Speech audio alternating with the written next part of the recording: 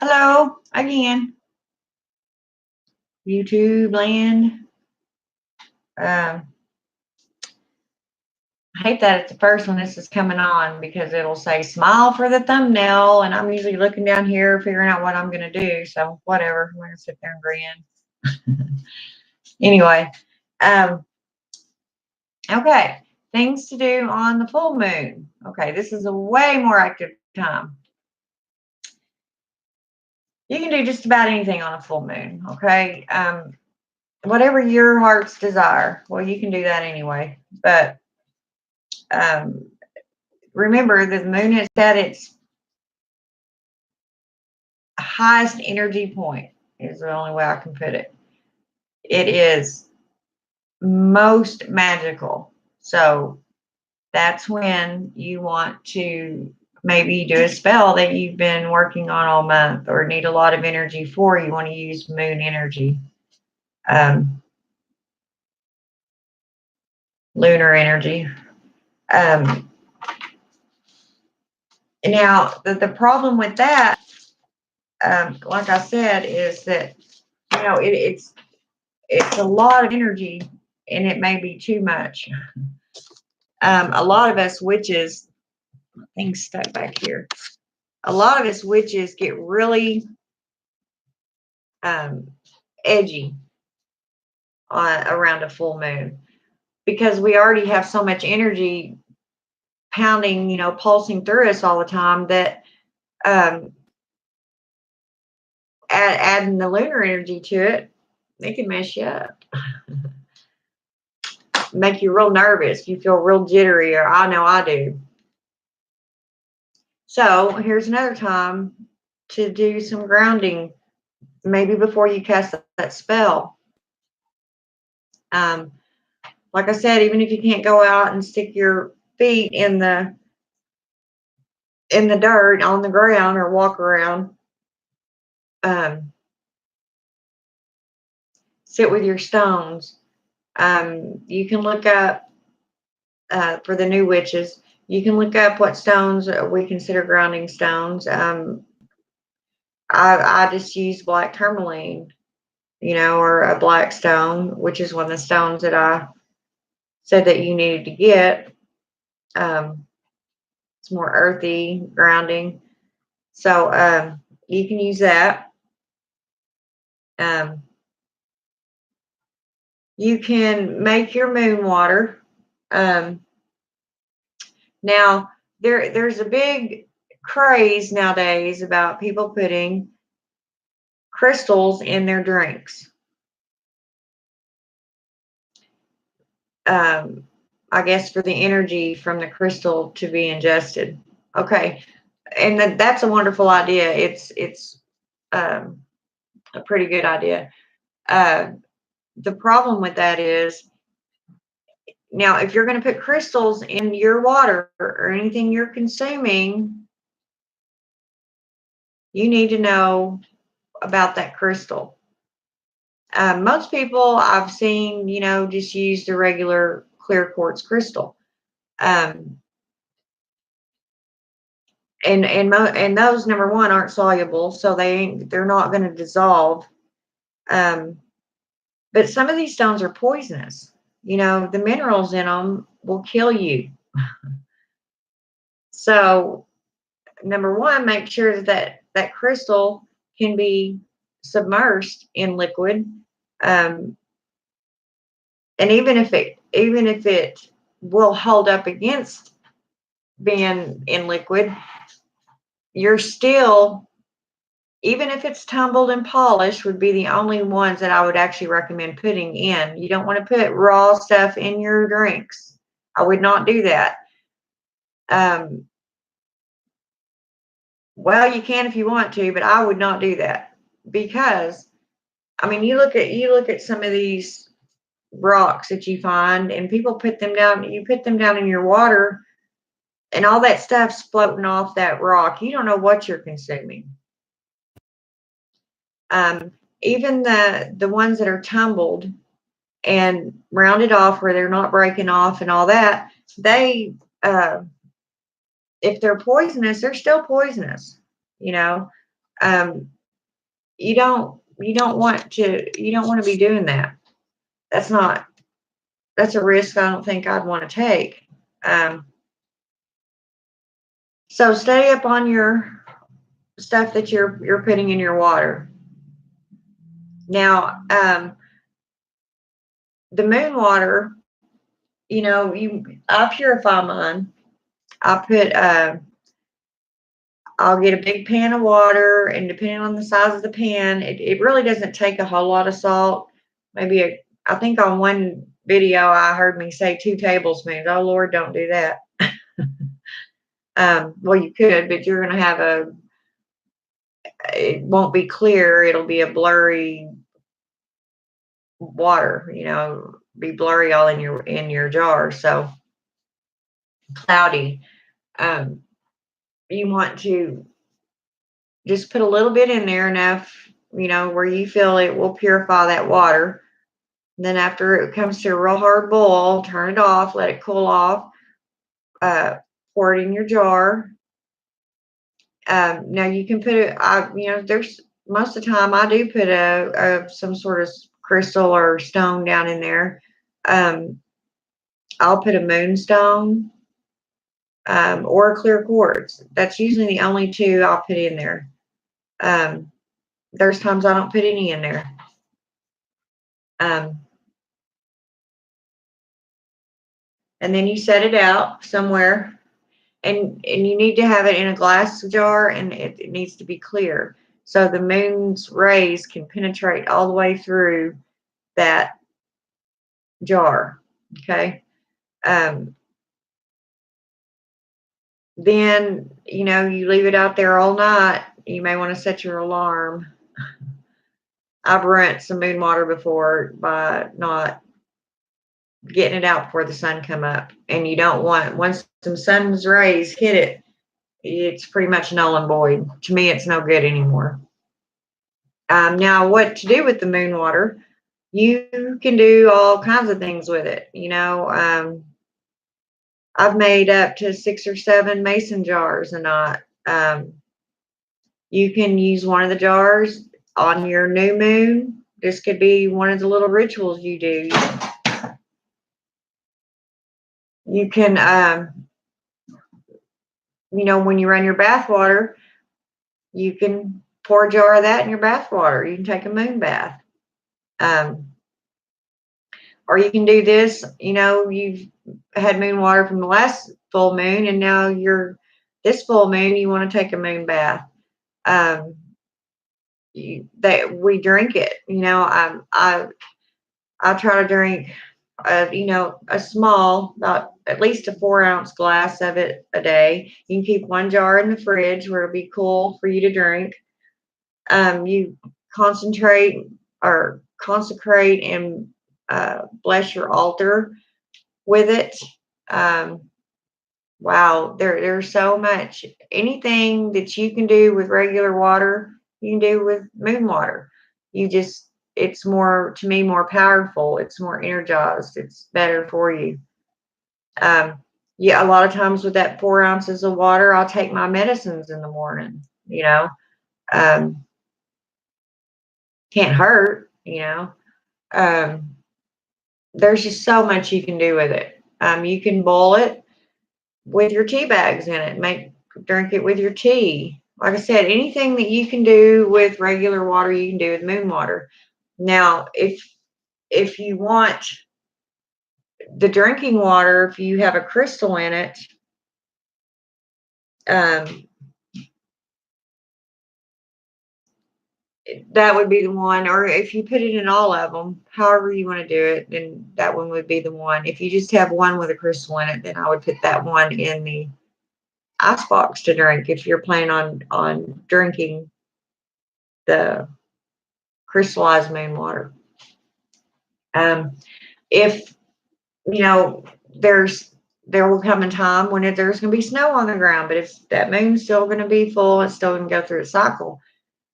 So you don't really, during the summertime, I'll go out and I'll build a fire and I'll sit out there, and if I'm doing a spell, I usually use fire in my spells anyway. I'll do my whole spell out on my patio the whole time, calling on Diana or Artemis, whatever you want to call her, Luna, the moon, and sit out there and spend time. But if it's not nice enough for you to do that, I showed you the little orbs that you can buy. Well, you can probably buy moonstone.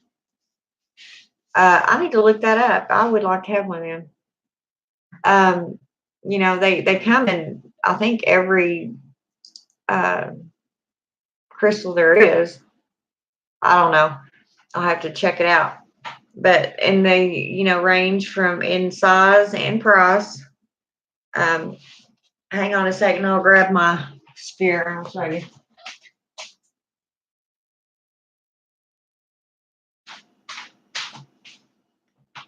Like I showed you in one of my other videos, this is a selenite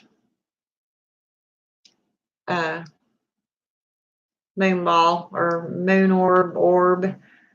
But when I can't go outside and enjoy a full moon in person, I don't see it or it's too cloudy. Now I have my little stand it goes on. And I may set it on my altar, and that's my moon. I have purchased a moon ball. I keep trying to call this a moon ball, but that's not what I mean. And it's my selenite orb. It's a lamp. The one I got, it's actually a moon lamp, but it's about that big around, pretty good size. I flip that on. It has two different colors on it. It can be white or kind of a yellow color. So you can do that. The new moon, as I said, has a lot of energy. So if you're feeling a little nervous, or edgy, the newer witches probably won't, because you may not have that much energy flowing through you at first, and until you've learned and built it up. But a lot of us do. So you can drink some chamomile tea to keep calm. Most of the seasoned witches know what to do, or they already have the things that they do on full moons. This is an excellent time for scrying. For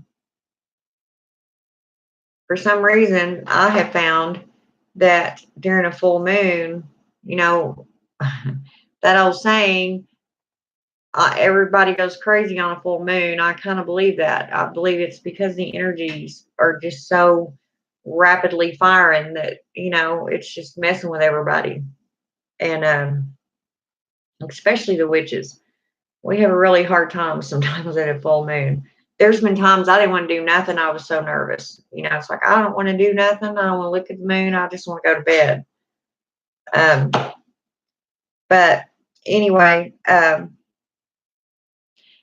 reason scrying would be a really good thing to do at the full moon is, if you think about it, the moon is connected to water. It rolls our tides and ebb and flow of the earth's waters, every one of them. Then you look at your mirror and it is akin to water. It's from the water sign, and we look at it like water. The old witches used to take a bowl, a dark bowl, and put water in there and I'll go out to a full moon. And when the moons walked to where the moon's light hit that bowl and kind of its reflection glowed in there, then they would start their scrying. But I guess that's why mirrors are considered the part of the water element. I'm not an expert on that, but I'm just trying to use a little bit of knowledge there. That would be a good reason that it would be good for scrying. And plus the energies are there. You need all that energy you can to bring that spirit forth. I make a full moon spray mist that I'll walk out there and squirt it above my head a couple of times and just stand there and let it fall over me. And then I have a little chant that I say, or slash prayer slash chant to Diana. So you can do anything you want. I mean, the world is your oyster. You know, do with it what you want. I'm just trying to give you a few ideas. I can tell you or show you how to make the my moon spray. But I don't have. Let's see if my book of shadows was in here. You can make it out of whatever you want. You really don't want to use an oil. You can take certain essential oils, whatever smells good to you, whatever you relate to the moon, whatever you want to put in it. You can mix them. You can just use one. It's all about how you dedicate that mist. You can just dedicate it. You know, say, and when you enchant it, say this is specifically for the full moon. You know, so I call mine the full moon ritual mist. You know, if I'm going to go out there and make a whole thing of it at night, then I'll spray that on me and say my prayer and go on about my business. But I need to get to showing y'all how to make some of these oils and stuff, because I also have an anointing oil that's good for when you do divination of any kind. You just dab a little bit on your pulse points. I usually, I even anoint my, in between my forehead for my third eye. I, of course, put it here and here, and then on my wrist. And you can even put it in on the inside of each thigh, because we do, believe it or not, as nurses, take pulses down there sometimes. So you do have a pulse point there. You can do that. You can do altar magic. You know, like I said, just whatever you want to do on that full moon, but beware of all the energy. Because like I said, it may make you feel really nervous, and I, you know, there's times I'm really excited about. I'm like, oh, I just feel ramped up. I'm like, oh yeah, and not because I know it's a full moon, or maybe that's psychosomatic. I don't know, but I just have that extra energy, you know. But then as it gets closer to the night, and when the moon really starts taking over, I'm like, oh, I'm a nervous wreck. And not, you know, it doesn't happen to me all the time, but a lot of times it does. You know, take a shot of whiskey, or, you know, whatever will calm you down for a little while. But anyway, that's just a few things that you can do. There's probably hundreds of others that I didn't think about. These are just some I jotted down right quick. Yeah, you can basically do anything you choose. Anything, you know, you can relate it to the moon. If you're not always going by lunar magic, this would be a time that I would do so, because it is excellent energy. And you can feel it. You know, you can moon bathe. I've moon bathed. I just went out there and literally laid in my lawn chair, and right where the sun or the moon was hitting me, and went to sleep. Slept out there damn near all night. Whatever makes you feel comfortable, whatever you want to do. That's just a few ideas. Now, I'm going to close this one, and I have another one that I'm going to do on the witch's jar. And then there's thousands of ways to do this. You can do whatever you want, but I have a unique, out of the box way of doing a witch's jar. Oh, and I forgot to also mention in my other videos, November 1st is the witch's new year for those of you that are new. So it's just like January 1st, everybody else, that's when, before then, on Samhain, a lot of times witches are thinking about what their resolution will be, or what they'll do a lot of shadow work, figuring out how they can better themselves, or whatever they want to do, just like you make resolutions at New Year's on New Year's Eve. But I had forgotten to tell you all that. But that's when I usually redo a witch jar. I don't think they should be up more than a year. They soak up a lot of bad shit. And so anyway, I'm going to come back and show you what I do, how I make mine. And you can go from there. I'll tell you what it is and how it's used, and you can make up your own mind on how you want to create your own witch jar. Okay, or witch bottle. That's another thing. You've got witch balls, you've got witch bottles, and witch jars. Some witches will tell you that the bottles and jars are the same thing. I personally don't think they are. And I'll tell you why in my next video. Until then, see you later, witchlings. Bye-bye.